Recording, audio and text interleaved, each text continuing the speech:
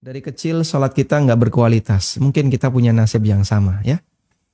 Saya, Anda, dan beberapa jamaah yang lain barangkali juga punya kondisi yang sama.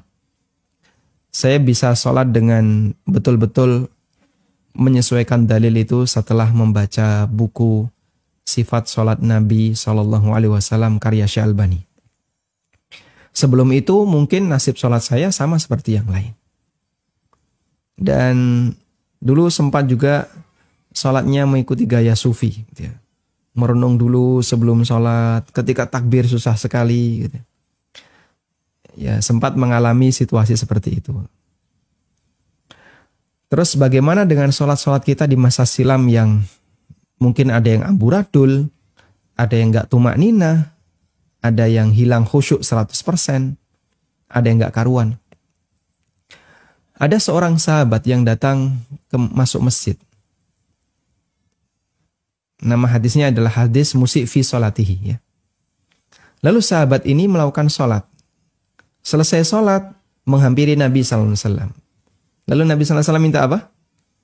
Sholli fa innaka lam tusalli. Ulangi sholatmu, karena tadi sholatmu batal. Diulangi sholatnya. Sholat lagi dia, salah lagi. Menghampiri Nabi SAW. Kemudian beliau minta, sholli fa innaka lam tusalli. Ulangi sholatmu, karena sholatmu batal. Itu sampai 3 kali. Setelah yang ketiga, sahabat ini mengatakan, ya Rasulullah, ma uhsinu ghaira dzak, fa'allimni.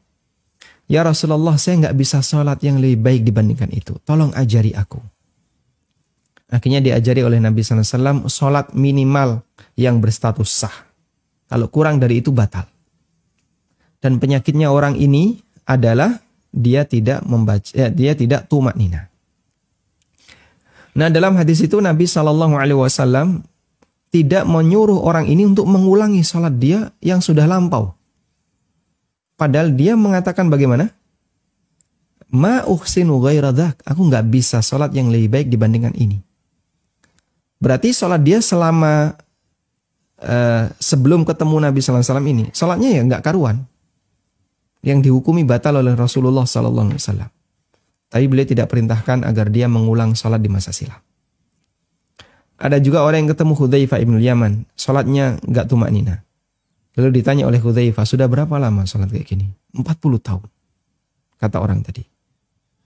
Masya Allah. Kalau kamu mati sholatmu kayak gini, mutta ala ghairi millati Muhammadin sallallahu alaihi wasallam. Kamu mati dalam kondisi di luar agama Muhammad sallallahu alaihi wasallam. Subhanallah. Bahaya ya. Ya.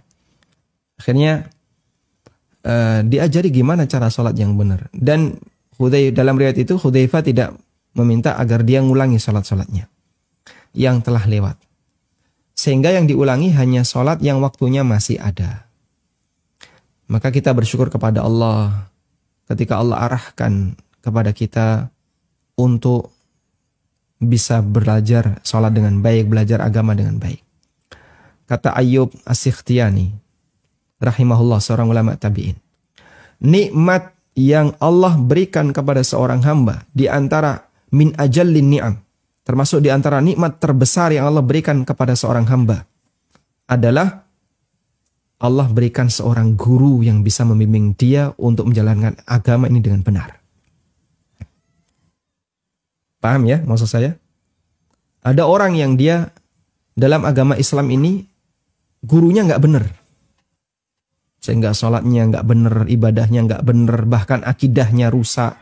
Dirusak oleh siapa? Oleh gurunya. Maka bagian dari nikmat Allah, ketika ada orang sudah dikasih oleh Allah hidayah Islam, Allah berikan dia seorang guru yang bisa membimbing dia untuk belajar agama ini dengan benar. Dan itu layak kita syukuri. Wallahu a'lam.